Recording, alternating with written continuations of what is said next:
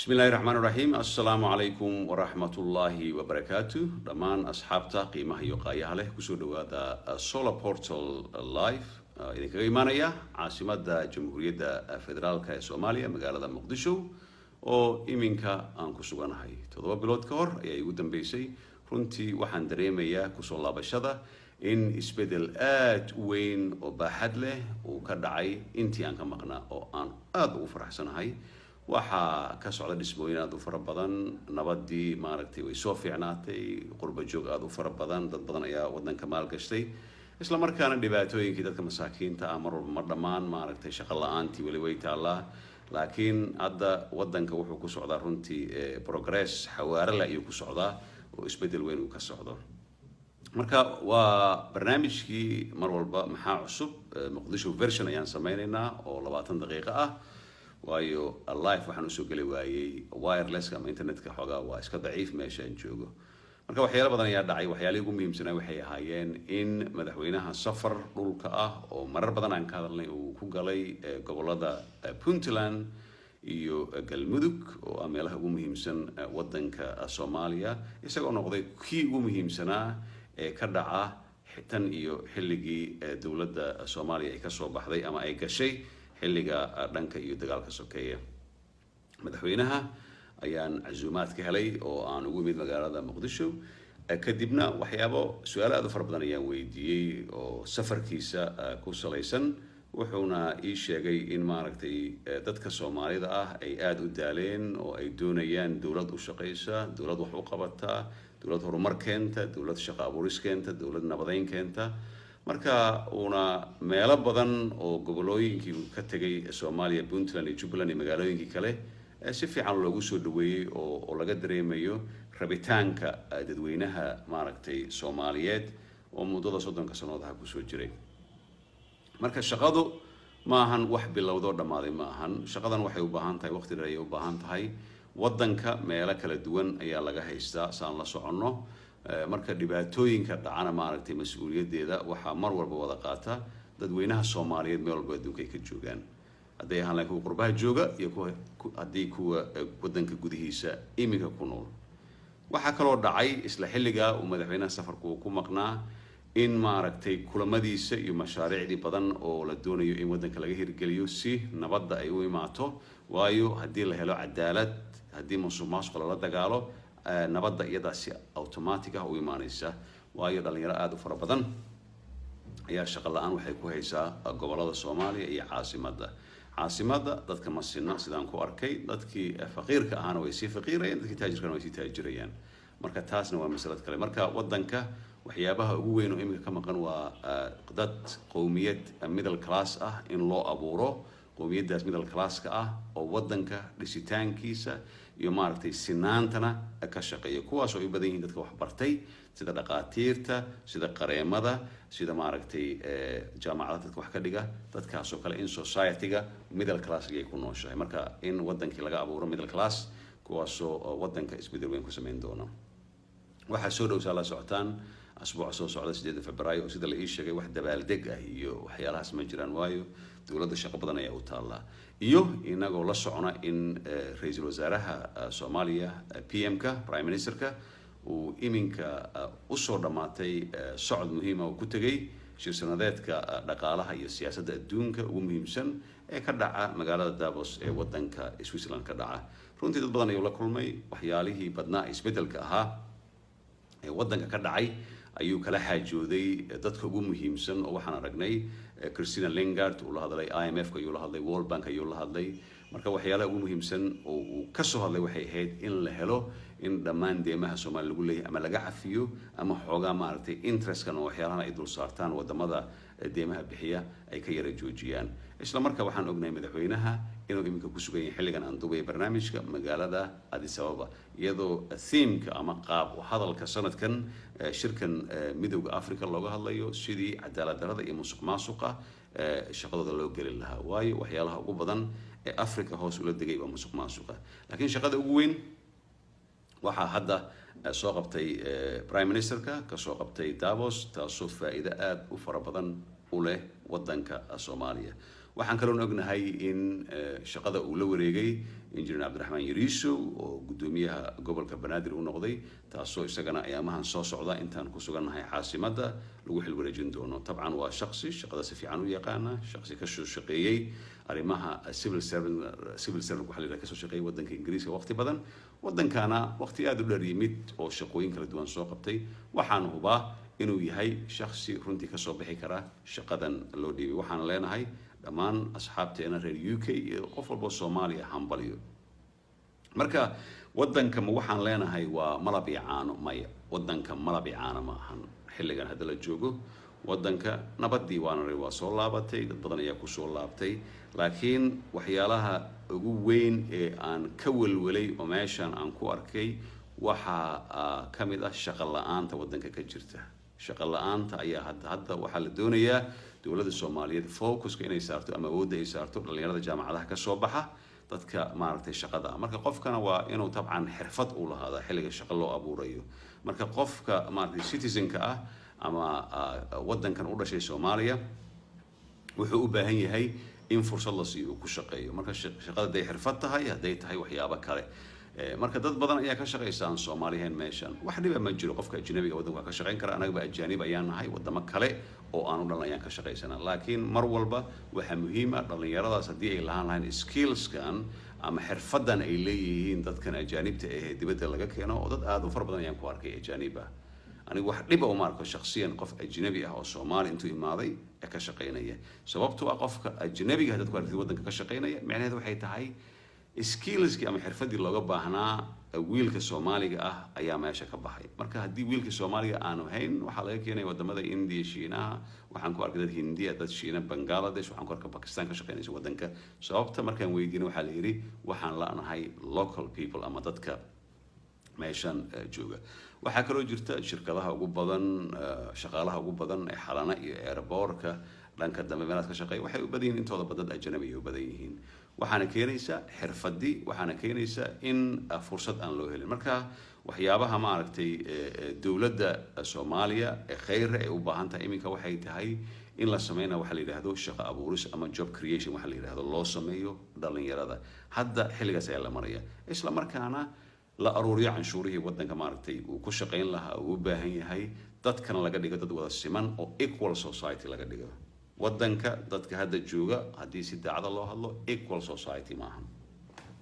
inta badan kama hadalno waxyaalahaas waxaan ka hadalnaa in dawladda la eedeeyo oo la yiraahdo dawladdu waa sidan dawladda dadka ayaa dawladda wada ah ma ahan dawladda laba shakhsi ama saddex shakhsi ma ahan intaan ka aragnayna mas'uuliyadda wax walba waddanka dhaca haddii dawladda wajiga laga saaro anaga dhan mas'uuliyad waan qaadanaa sidii shaqo loo abuuri lahaa sidii nabad loo adkeyn lahaa sidii dadka la isugu keeni lahaa sidii loo baabi'in lahaa ma aragtay mentalitygan ama aqligan qabaa'ilaadka ay ku shaqeystaan oo qabiilisnimada loo ma aragtay loo burburin lahaa ayaa waxa la doonaya qof walba Soomaali ah inuu ka shaqeyso laakiin haddii labada oday loo daayo kaliya waxay noqonaysaa in maaragtay gacmo wada jir bay wax ku gooyaan ay noqoto waddanka dadka marar badan ayaa ku soo celceliyay way daaleen intaan hadda ka arkay Muqdisho aan ka indhindhiyay runtii markaan baxo meelahaas aan tago waxaan arkaa wax walba in maaragtay uu diyaar yahay available uu yahay oo la heli karo maaragtay haddii aan lahayd commodity waxa la yiraahdo cuntada la heli karo wax walba la heli karo ganacsiga uu socdo laakiin isla xilligaas waxa la dareemayaa in dadka aysan sinayn ama aysan ahayn waxa la yiraahdo equal la yiraahdo marka waxa loo baahan yahay arimahan in dawladda Soomaaliyeed iyo shacabka Soomaaliyeed ee civil society dadka la yiraahdo ay xooga saaraan si loo soo saaro bulsho u taagan mar walba sidii waddanka loogu shaqeyn lahaa marka hadda mentally ama aqli ahaan waddanka dad ayaa u soo shaqo doonta laakiin waxa la doonayaa qofka inuu barto mentalityga ah in waddanka loo shaqeeyo kaas ayaa ugu muhiimsan haddii la helo dhalinyaro bulsho saas u fikirta runtii isbedel ayaa dhacaya hadda maanta magaalada Muqdisho iyo gobolada Soomaaliya dadku waxay u soo jeedaan oo eegayaan sidee lacag loo sameeyaa sidee qoyskaga loo kobciyaa ayaa la soo gaaray xilligaas marka dadka idinkaga sheekeeya ma aragtay qurbaha jooga ama social media soo gala ama shabakadaha samaystay oo idin le Soomaali waa doom ama Soomaali meeshii ugu dambeysay maraysa haday ku yiraahdaan dadkaas isha macalina أنا مقدشة جو هذا وحن مقلا ساني سام مقدشة كده عضي ولينا مال لو هذا مقال رحت ومقال وين ما أنا أركين ما عرفتي إنتان إمد أن جو ولي ما أدريكم عن إن حبض عيسى حبض كلي أنا مقلا وحي هيد بين بركي مركا ترينينج كم تبارك للسينيو إذا ما قلب كسيدة الصومالية مركا هدي أنا يجو dhanka ciidamada qalabka sida ee Soomaaliya wadanka Mareykanka iyo wadamada qaarkood ee Yurub waxay sameeyaan maaragtay maamuus ama qaab respect ah oo loo sameeyo jiray ciidamada qalabka sida kaasoo ah in meelaha ay galaan ama diyaarada ay raacaan ama maraakiibta ama maqaayadaha wax ka cunaan xataa la siiyo 20% la siiyo taasna waxay tahay in ciidamada qalabka sida ee Soomaaliya laga dhigo kuwa ugu muhiimsan bulshada aan hadda aan maaragtay aan ku dhaxnoon lahay la'aantoodana waxa way runtii wadanka wuxuu si aan lahaa chaos ama isku dhaxyacay ahaan lahaa marka qof walba oo yimaada dibadda ka yimaada qof walba wadanka jooga xitaa haddii maanta aadan waxba siin karin waxba aadan u tari karin askariga nabadda ilaalinaya banaanka taagan waa inaad xishmaysaa xishmadda waxyaalaha aniga aanan ka helin qaasatan dadka qurba jooga ah anaga ah aan ka helin waxay tahay xishmad darrada iyo qaabka ay ula hadlaan dadka loo dhaqmo qofkan 24 saac noloshada ayuu badbaadinayaa adoo ku waardiyeynaya hadaa haddii wax loo waayo sahro yiri waxa loo doonayaa in haddii uu su'aal ku weydiiyo ama uu ku istaajiyo waxa doonta dhahaa qof adiga aad ka fiican tahay bayraatay ma jirto Soomaali waa equal qof walba waa isku mid in qofka si wanaagsan loo hadlo hadduu yahay security guard hadduu meel ka yahay hotel uu ka yahay airport hadduu joogo hadduu wadada uu marayo hadduu ku istaajiyo amar aan ku baaraan ku yiraahdo ku baaro in la siiyo respectigaas runtii kuma aan arkin kumana faraxsanen markaan arkay qaabka ma aragtay dadka qaarkood ay ula hadlaan ama yoosan haddii oo gacantaada wax ku jiro maanta dadka qaarkood ee ka yimaada qurbaha haddii 100 ama 200 dollar ay 20 ka soo dhigaan ilama ah inay wax ka dhibayso dadka qaarkood labadaas 100 jeeb markaa soo gurshid adoon lagu weydiin askariga meesha taagan haddii aad ku salaantid maanta waxay noqonaysaa in maaragtay ilmihiisa ay caawashayaan ama asaga ilmihiisa lagu soo gado taasna dhiirigelin ay sameynaysaa dadkana xagga jooga dawladda kaliya xilligan canshuurihii wadanka oo la rabay in la qaado lama qaadi karo oo dhibkii iyo waa la qaada qaarkood laakiin dhibkii iyo rafaadka ayaa badan marka dadka ayaa la doonayaa tabcan jeebkeena waxaan ka soo bixinay 20 ama 100 dollar askari aan siinay wadada taagan adduun ma bedelayo laakiin waxa la yiri musbaarada faraha badan hadii la soo keeno masaar ay noqdaan marka individual marka xataa lacag qof la siiyay oo wadada taagan waxa ka sii muhiimsan inaan arkay respect sida dadka reer galbeedka ay respect ama maamuuska iyo ay ugu hayaan hadii loo helo qofka xataa uu dareemaya laakiin dad waxaad arkaysaa oo ama mas'uuliyiin ah ama qurbaha ka yimaaday oo dad mas'uul qaraabo yihiin ama qaab dhaqameedkooda runtii aad u xun yahay qofka meesha wuxuu u taagan yahay waa shaqadiisa qofkana markuu shaqo u hayo mar walba waa la istaagaa laakiin society ama bulshada ayaa waxay iska noqotay ana amiir taasna waxyaalaha tafoosha xun ee aan ku arkay magaalada Muqdisho waxaan leeyahay waxay noqotay meel maaragtay iyo caana iyo malab ay yaalaan oo wax walba ay ka yihiin okay ma ahan waxay dadka masaakiinta ah dadka aan heli karin maanta $1 ay ku noolaadaan aad ay u fara badan yihiin laakiin 7 bilood ka hor markaan imid iyo hadda oo iminka aan ku suganahay magaalada Muqdisho ma wax isku mid ma 100% aniga ahaan shakhsi ahaan taas ayaan aaminsanahay laakiin qof walba aniga fursad aan u helo oo daqiiqad aan la istaagana waxaan iraahdaa 5 bilood ka hor wadanka soo ahaa iyo maanta ma isku mid maya marka dad ayaa jira marar badan waa iri dawladdu waa la mucaaradi kara waxba dhibaato ma leh mucaarad waa noqon kartaa waa loo baahan yahay oo cilmiyeysan oo wanaagsan oo siyaasadda laakiin dadka raba Soomaaliya in dhibaato iyo chaos iyo gadaal loo laabtay iyo dadkaas waqtigooda wuu lumay dadkaas gobolkooda waa dhacay ma soo laabanayaan maanta waxa gobolkiisa soo baxay wiilka iyo gabadha Soomaaliyeed ee doonaysa wadanka in uu hore u maro wadamada jaarka la ah qaabka yihiin iyo kala dambeynta iyo sharciga saas la soo tiigsado marka dawladda qalad way sameyn kartaa sharciga waa la jabin karaa dhibaato way dhici kartaa laakiin haddii uu jiro bal noo sheega dawlad adduunka ka dhisan oo sharci aan jabin ama aqal aan sameyn haday jirto bal aan isla aragno dawlad ka qalad way sameysaa waa bani aadam qofkan adiga wax uu ku dheeriyay madaxweynaha waxba kuma dheera ra'iisul wasaare waxba kuma dheera qalad uu sameyn karaa laakiin muhiimaddu waxay tahay in danta iyo dalka marka loo adeego oo qof walba uu ogaado meeshuu ka tiigsan yahay waxa kaloo jirta oo aan maqlay social media aan ka maqlay la yiri balaaya dhacdayo wasiiro Ethiopian ah baa Soomaali maaragtay ku soo biiraya kuna xaggay tagayaan runtii arrintaas yaab ay la noqotay aniga waayo waxa hadii deep si hoose loo eego dadka fahmi kara waa laga dhaadhicin karaa dadkan waa intergovernmental ministries oo isla wada shaqeynaya oo equal ah oo ka hadlaya arrimaha abaaraha arrimaha nabadgelyada webiyada Soomaaliya iyo Itoobiya u dhaxeeya si aan qalad iyo isfaham la'aan aan u dhicin oo la yiri communication hanoo furmo telephone communication is other communication waana wax aad u fiican marka dadka isla shaqeynayaan oo laga dhigay equal partner laakiin hadii lagu yiraahdo waxaan sameeynayaa samaan sameeynaya kama hadli kartid taas waxay noqonaysaa mutual respect ma taalo ama ismaamus oo maaragtay isku mid ah oo siman ama equal ah ma taalo marka waxay la mid tahay Ruushka iyo tusaale ahaan Mareykanka waxa u dhaxeeya intergovernmental ministries iyo telefono u qaas ah si aan u dhicin nuclear by accident loo tuuray ama qalad ahaan waxaan aragnay la socotaan Hawaii wixii ka dhacay oo 45 daqiiqo jahwareer ku dhacay leeyahay waxa soo socda gantaal ayaa idinku soo tuuray oo nuclear ah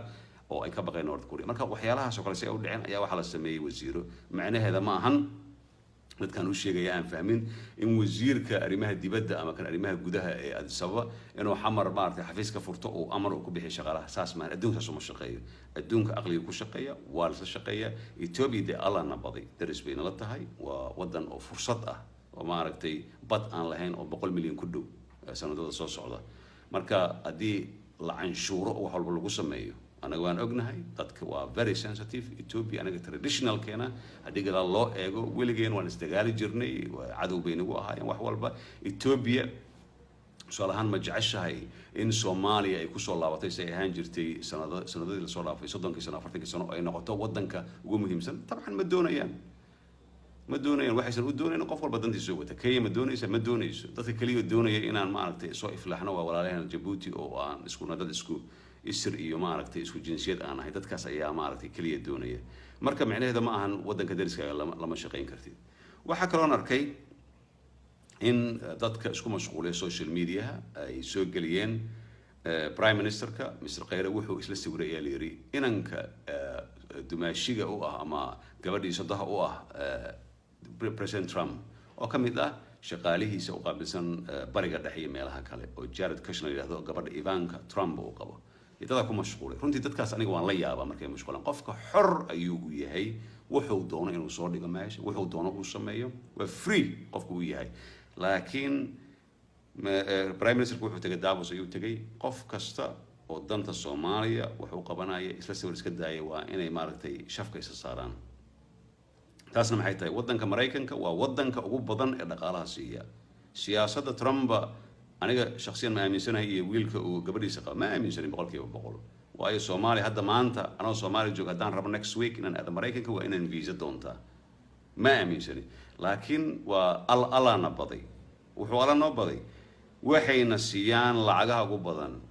militariga ugu badan dadka wax fahmayaan la hadlay dadka kale waqti kuma lumiyo marka hadii ay ku siiyaan lacagaha ugu badan oo abaaraha ka caawinaan wax walba ay ku sameeyaan sida Turkiga nagu sameeyo hadii ay tiraahdeen ninkii siyaasadooda oo maaragtay bariga dhexe iyo wadamada Carabta u qaabilsana maxaa la soo waray oo la eego kaliya inta maaragtay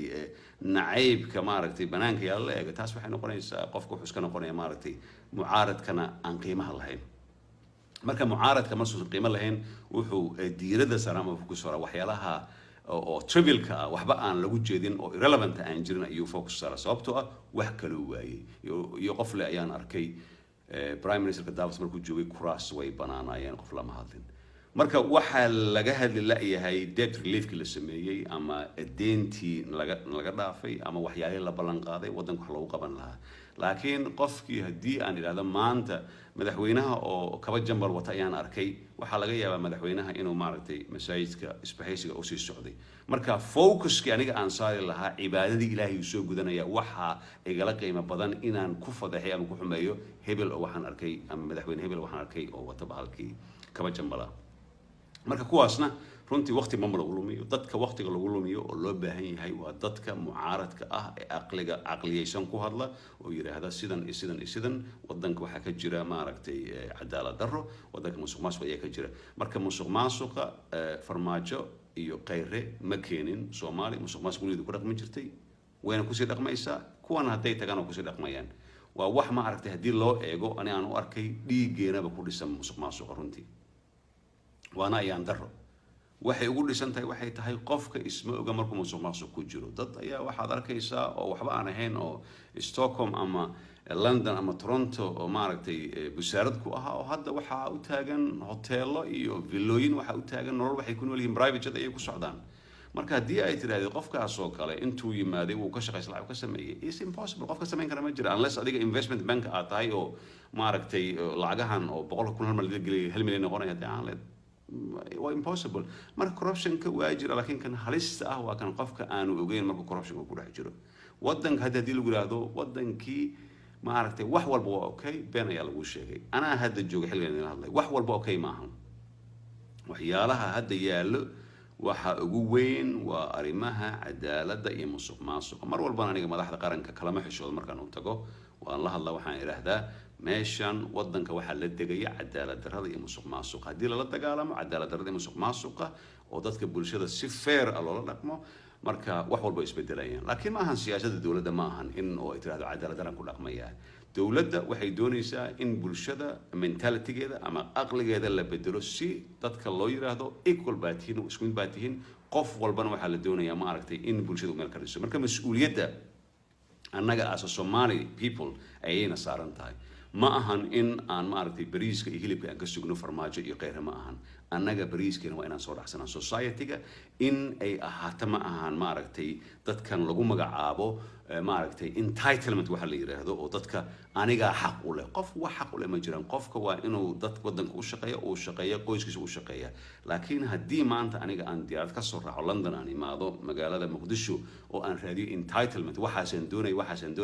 yiraahdo haddii adduunkaas uma shaqeeyo marka muhiimadda ugu weyn waxay tahay wadankii progress ay ku socdaan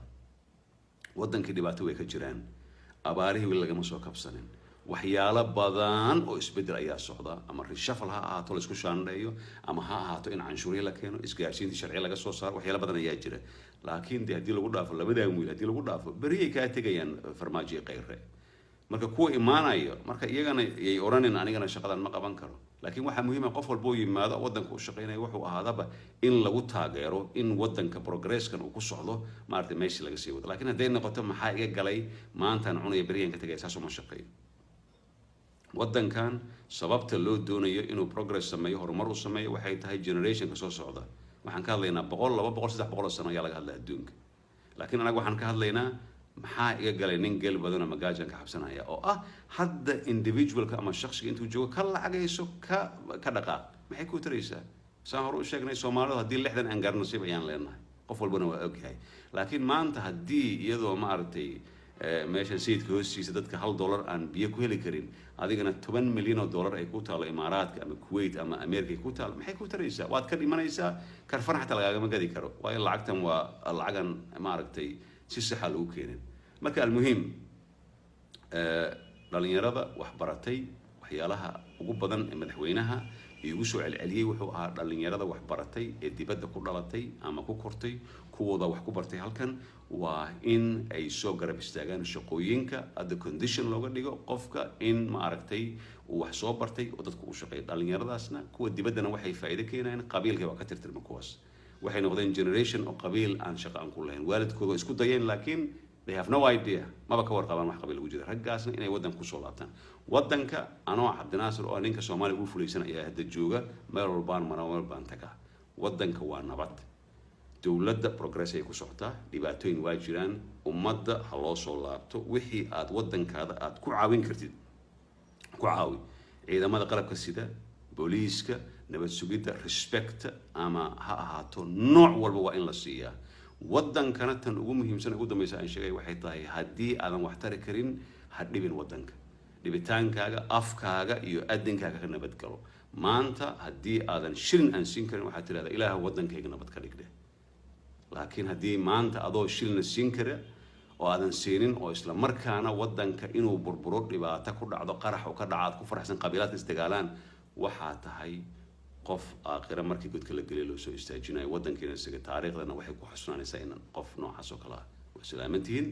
muqdisho la yimaado waxaan ka soo salaamayaa magaaladan quruxda badan ee cimiladeedu ay aad ka wanaagsan tahay ee muqdisho mar kale iyo hawada intaan kulmi doono waxaan idin leeyahay wassalaamu calaykum waraxmatullaahi wabarakaatu